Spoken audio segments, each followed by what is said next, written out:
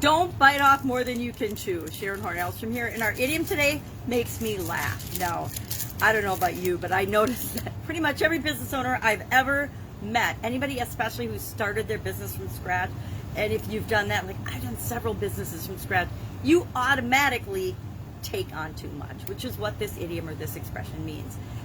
Don't bite off more than you can chew is a relatively old expression. It came from the medieval times, or at least a version of it, and it meant to be too greedy, too much. And then in the 1870s, it was attributed to eating too much food, being a glutton, taking too much food, actually biting off more than you can chew.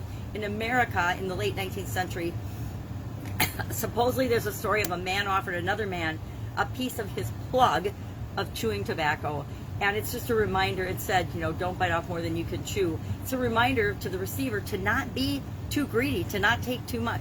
A reminder to us to not take on too much in different areas or aspects of our life, especially with respect to our businesses.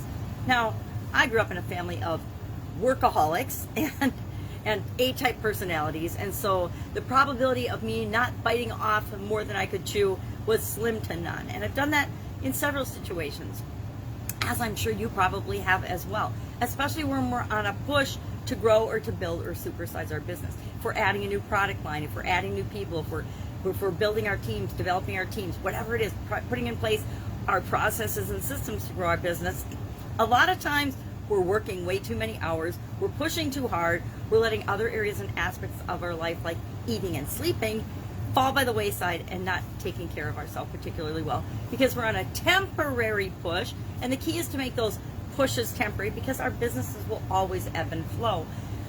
But it's a good cautionary tale and a reminder that we can choke to death if we take too big a bite.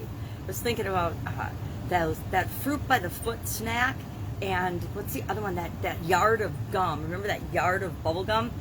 My kids loved that when they were little, and so they would beg me to get that for them. And then sometimes they would have huge bites of it, which they literally bit off more than they could chew, and they'd end up having to spit it out because they were gagging or choking.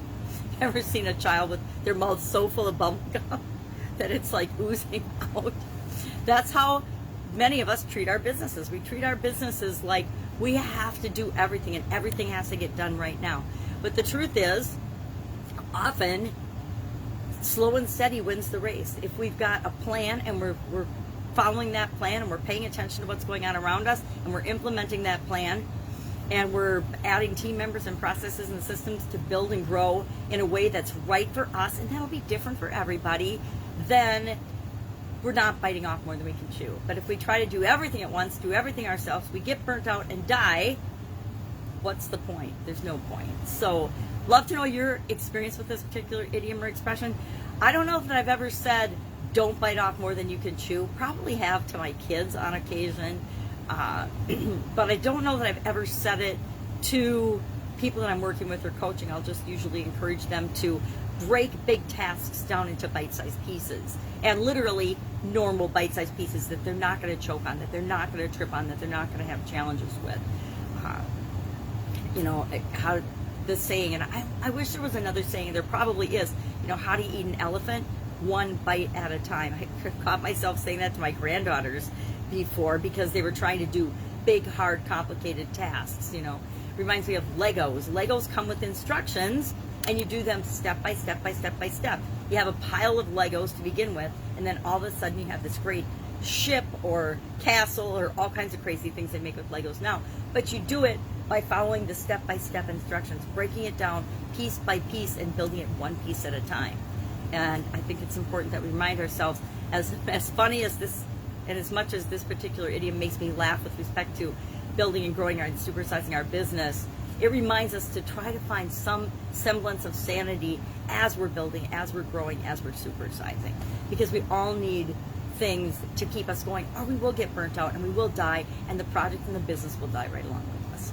All right, that is our idiom today. Share in the comments below what you think of this, your experience with this particular one, and I will, of course, be with you tomorrow with another interesting challenge and change related idiom for the month of August to go along with the Get Up and Go challenge. Just to remind us that changes and challenges are always going to be a part of our businesses and a part of our lives. So we need to find ways to make them a strength for us, not a challenge or a weakness. All right, have a great day, and I'll, of course, be with you tomorrow.